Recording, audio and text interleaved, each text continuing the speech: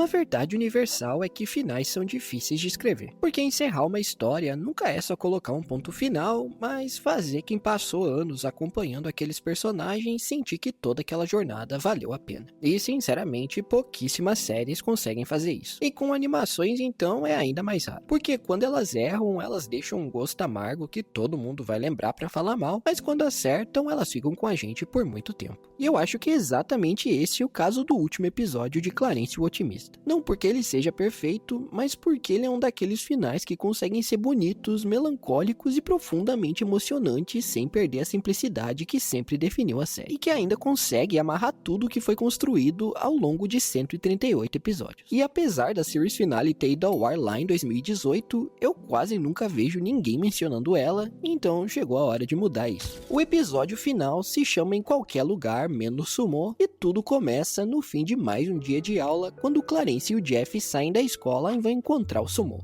Ou melhor, o Ryan. Porque deixa eu contextualizar rapidinho caso você não tenha terminado a série. O plot da maior parte da última temporada envolve o Sumo sendo transferido para outra escola por causa de uma regra municipal que redefine onde cada criança deve estudar dependendo de onde ela mora. Ou seja, ele passa a estudar longe dos amigos, começa a usar o primeiro nome e até deixa o cabelo crescer. E é por isso também que várias artes promocionais têm eles com essas roupas diferentes com a camisa verde. Assim que os três se reencontram depois da aula, eles acham esse sofá velho completamente largado na rua. E é óbvio que o Clarence e o Sumo olham para aquilo e enxergam o lugar perfeito para criar um novo clube para eles. O que o Jeff, óbvio, acha terrível logo de cara. Mas os dois simplesmente não ligam e começam a transformar aquele sofá no que eles chamam de Claremolândia. Só que enquanto eles organizam tudo, o Clarence lembra de um detalhe bem importante. No dia seguinte, completaria exatamente um ano desde que ele cortou o cabelo do Sumo lá no episódio piloto da série. E para manter essa tradição, ele decide que vai fazer isso de novo para comemorar a data. E depois de passar o resto do dia e o dia seguinte ignorando o resto do mundo e até um pedido de corte pelo próprio Jeff, o Clarence não vê a hora de chegar lá para encontrar o amigo e cumprir a promessa. Só que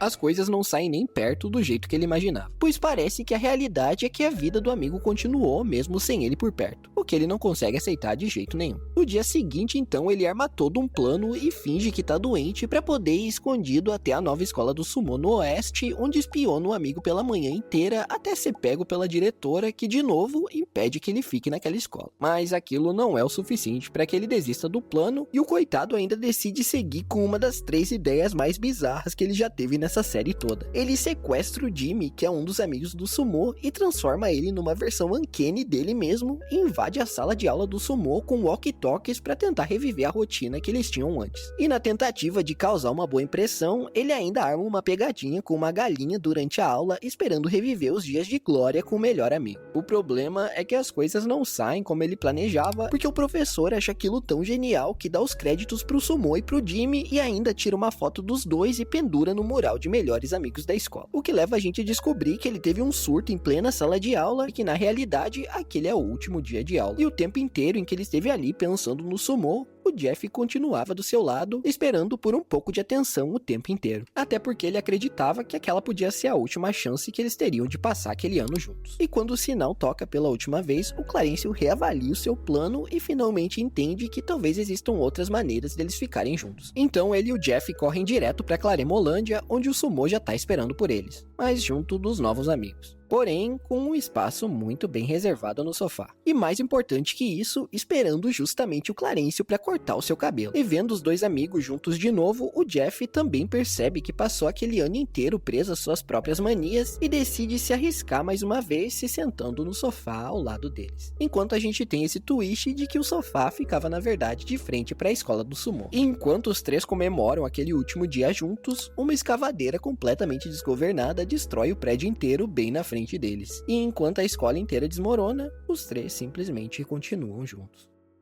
Voltando ao que eu disse no começo do vídeo, eu acho curioso que poucas pessoas falem sobre esse final. porque pra mim, ele é um dos poucos encerramentos que realmente passam a sensação de que uma história chegou ao fim. Não porque ele faz algo grandioso, mas justamente porque ele entende o tipo de história que Clarencio sempre quis contar. A gente não tem uma batalha final, um super vilão ou uma ameaça que coloca todo mundo em risco, e na verdade, se você tirar o contexto de que esse é o último episódio da série ou a cena final, ele tem todas as características de um capítulo comum da série. Mas ele não é. Porque quando a gente olha com um pouco mais de atenção, percebe que o episódio inteiro gira em torno de uma coisa muito maior do que o Clarencio não aceitando que o Sumo mudou de escola. Ele é mais ou menos uma metáfora para o Clarencio tentando impedir que o tempo passe. Durante boa parte da história, parece que o objetivo dele é reconquistar o amigo, voltar a estudar na mesma escola, repetir uma tradição que existe desde o episódio piloto e fazer de tudo para recuperar uma rotina que na cabeça dele nunca deveria ter mudado. Só que por mais que doa perceber isso, Clarencio o Otimista jamais foi uma história única sobre amizade, mas sim uma história sobre a infância. E essa diferença fica muito escancarada nesse final, porque o Sumo nunca deixa de ser amigo do Clarencio, em momento nenhum o episódio transforma os novos amigos dele em vilões ou faz parecer que ele abandonou quem sempre esteve ao lado dele. Ele simplesmente mostra que o personagem continuou vivendo, conheceu outras pessoas, criou novas memórias e passou a dividir o tempo dele com gente diferente. E isso é ao mesmo tempo uma das coisas mais normais da vida e uma das mais difíceis de aceitar quando a gente é criança. Porque quando a gente é pequeno, existe uma sensação quase inconsciente de que tudo aquilo vai durar para sempre. A escola vai ser sempre a mesma, os amigos vão estar sempre ali, aquele caminho da volta para casa nunca vai mudar e aquele lugar onde todo mundo se encontrava depois da aula sempre vai existir. Só que a realidade cruel é que a infância não acaba de uma vez e sim vai nos deixando aos poucos sem que a gente se dê conta. Ninguém sabe qual foi a última vez que brincou na rua ou ninguém percebe qual foi o último recreio ao lado de certos amigos. E isso porque esses momentos simplesmente acontecem e sem avisar acabam virando lembrança. E é por isso que eu acho esse final tão condizente com o que a série sempre foi, porque Clarencio é o retrato mais bonito e honesto dessa fase da vida que a gente já teve a chance de ver em um desenho animado. Porque a infância é cheia de pequenas despedidas e esse episódio não precisa escancarar essa mensagem para deixar claro que é o vislumbre disso que o trio tá encarando sem perceber. E é trabalhando sem anunciar isso que o episódio mostra que esse é o ponto que torna a infância tão diferente de qualquer outra fase da vida. Para uma criança, ela nunca se dá conta que aquele corte de cabelo que você fez aleatoriamente no amigo vai ser uma das poucas lembranças que vão sobrar dali 15 anos. O Sumo muda de escola. O Jeff começa a entender que vai ter que sacrificar algumas de suas manias e o Clarencio finalmente percebe que não existe nada que ele possa fazer para congelar aquele momento da vida. E o pior é que não importa quantas vezes ele tente repetir o corte de cabelo ou tente voltar para a antiga rotina, ninguém consegue voltar no tempo. A pior parte de crescer é entender o valor de alguns dias comuns só quando eles já ficaram para trás. A cena final dos três no sofá me emocionou muito reassistindo ao episódio porque eu acredito real que qualquer pessoa mais velha que hoje volta na infância lembra de pelo menos uma memória na sua própria Claremolândia. O lugar em si nunca foi importante, mas com certeza foi lá que você criou lembranças que vai carregar até o último dia da sua vida. E eu acho incrível como o episódio encerra o arco dos três justamente ali. O Sumo, que durante boa parte da série escondia o que sentia, faz questão de guardar um lugar pro Clarencio e espera justamente por ele para cortar o seu cabelo e ainda fica encostado no Jeff. De maneira bem sutil, o Jeff percebe o que tá rolando e finalmente entende que passar um tempo com os amigos vale mais do que alimentar todas as suas manias. E o Clarencio aprende a lição mais difícil de todas, que as pessoas seguem em frente, mas isso não significa que tudo que vocês viveram juntos deixou de valer a pena. E talvez essas memórias todas só sejam especiais porque não duraram pra sempre. E talvez seja por isso que esse seja um dos melhores finais que o Cartoon já fez. Porque quando os créditos sobem, a sensação que fica não é de que uma série acabou, mas de que por alguns minutos a gente lembrou o que era ser criança.